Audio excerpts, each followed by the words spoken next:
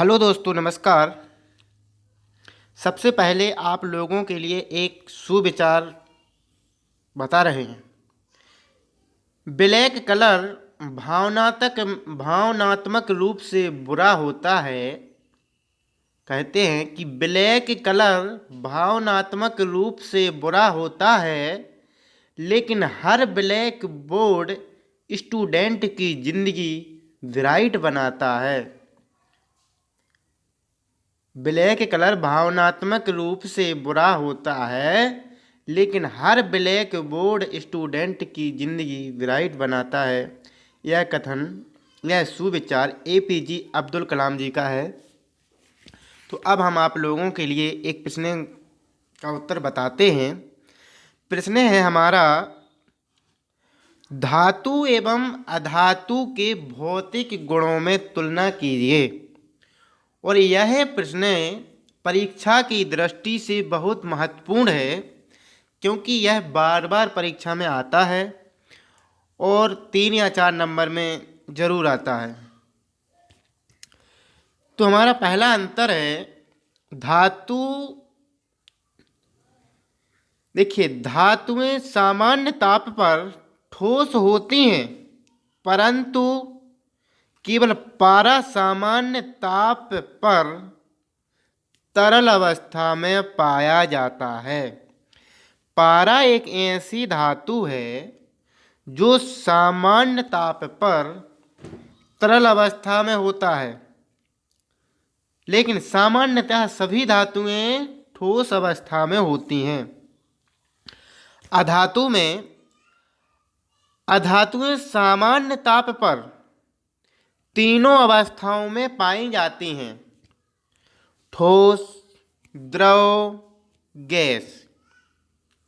इस प्रकार से हमारा पहला अंतर होता है कि धातुएं सामान्य ताप पर ठोस होती हैं, परंतु केवल पारा सामान्य ताप पर तरल अवस्था में होता है।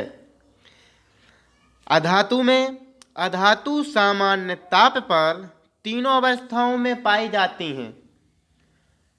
तीनों अवस्थाएं कौन कौन सी हैं? वो ठोस, द्रव, गैस। इस प्रकार से एक अंतर हो जाता है। यह अंतर हमें भूलना भी नहीं चाहिए। अगला अंतर है धातु में कि धातु तन्य होती हैं, मतलब धातुओं के तार खींचे जाते हैं तथा आघात वर्धनीय भी होती हैं। इसकी पतली चादरें बनाई जाती हैं। धातुएं तन्य होती हैं, जैसे धातुओं के तार बनाए जाते हैं एवं धातुओं की चादरें भी बनाई जाती हैं। अधातु में ये प्रायः भंगुर होती हैं। अधातुएं प्रायः भंगुर होती हैं। भंगुर का मतलब होता है कि अधातुओं को ज़्यादा ठोकर लगाने पर यह टूट जाती हैं, बिखर जाती हैं। इस प्रकार से हमारा दूसरा अंतर होता है कि धातुएं तन्य तथा आघात वर्धनीय होती हैं और अधातुएं प्रायः भंगुर होती हैं। अब तीसरा अंतर क्या है? तीसरा अंतर हमारा है धातु में कि धातुएं प्रायः चमकदार होती हैं। कैसी होती हैं? धातुएं प्रायः चमकदार होती हैं, अर्थात उनमें धात्विक चमक होती है। धातुएं प्रायः चमकदार होती हैं, उनमें धात्विक चमक पाई जाती है। अधातुओं में धात्विक चमक नहीं होती है। जिस प्रकार से धातुओं में चमक होती है, उस प्रकार से अधातुओं में चमक नहीं होती है। परंतु हीरा तथा ग्रेफाइट और आयोडीन इसकी अपवाद है, इनमें चमक पाई जाती है। ये हमारा तीसरा अंतर होता है। इसी प्रकार से अगला अंतर है हमारा धातुएं ऊष्मा तथा विद्युत की सुचालक होती हैं। अब धातुएं विद्युत एवं ऊष्मा की सुचालक कैसी होती हैं कि धातुएं विद्युत तथा ऊष्मा की सुचालक इसलिए होती हैं कि धातुओं में से विद्युत को प्रवाहित किया जा सकता है, परंतु विस्मित एक ऐसी धातु है जो इसका अपवाद है, इस यह विद्युत की सुचालक नहीं होती है। अधातु में ग्रेफाइट और कार्बन गैस को छोड़कर सभी अधातुएं कुचालक होती हैं। कैसी होती हैं? कुचालक होती हैं। इनमें से विद्युत धारा प्रवाहित नहीं की जा सकती है। अगला अंतर है हमारा धातुओं के गलनांक तथा क्वथनांक अधिक होते हैं। धातुओं को यदि गलाया जाए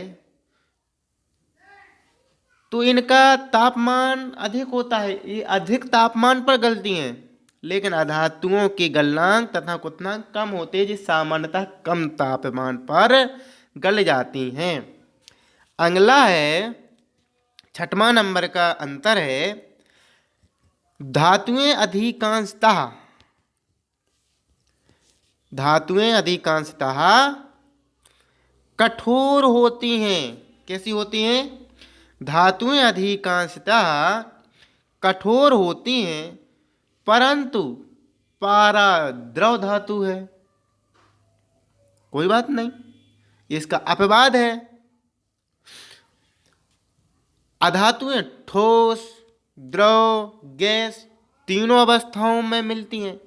यह अंतर हमने अंतर नंबर 1 में भी पढ़ लिया है इस प्रकार से कि धातुएं सामान्यतः कठोर होती हैं, परंतु पारा द्रव धातु है, इसलिए इसका धातु का अपवाद है। अधातुएं ठोस, द्रव, गैस तीनों अवस्थाओं में मिलती हैं। अगला अंतर है हमारा धातुएं अपारदर्शी होती हैं। धातुएं अपारदर्शी होती हैं, लेकिन अधातुएं गैसीय अधातुएं पारदर्शी होती हैं। गैसीय अधातुएं अपारदर्शी होती हैं। इस प्रकार से ये 7 महत्वपूर्ण अंतर बताए हैं। इस 7 महत्वपूर्ण अंतर में से यदि आप 5 अंतर भी याद कर लेते हैं तो परीक्षा की दृष्टि से बहुत महत्वपूर्ण है, और काफ़ी हो जाते हैं। 5 अंतर ही लिख देते हैं यदि हम परीक्षा में, तो हमें पूरे नंबर मिल जाते हैं। लेकिन ये धातुओं की भौतिक गुणों के आधार पर अंतर हैं। रासायनिक गुणों के आधार पर यदि अंतर आता है तो ये नहीं लिखना है, हमने उसका दूसरा वीडियो बनाया है। यदि आ जाए क्वेश्चन में कि धातु और अधातु में अंतर लिखिए, तो चाहे रासायनिक लिख दीजिए और चाहे भौतिक गुण लिख दीजिए, दोनों भी चल जाएंगे। तो यदि आपको ये अंतर समझ में आए हों तो हमारे चैनल को सब्सक्राइब कर लीजिए और लाइक कीजिए और अपने मित्रों को शेयर भी कीजिए, जिससे उन लोगों के लिए भी धातु और अधातु में जो अंतर बताया है परीक्षा की दृष्टि से महत्वपूर्ण है, तो उसका लाभ उन्हें भी मिल सके। धन्यवाद।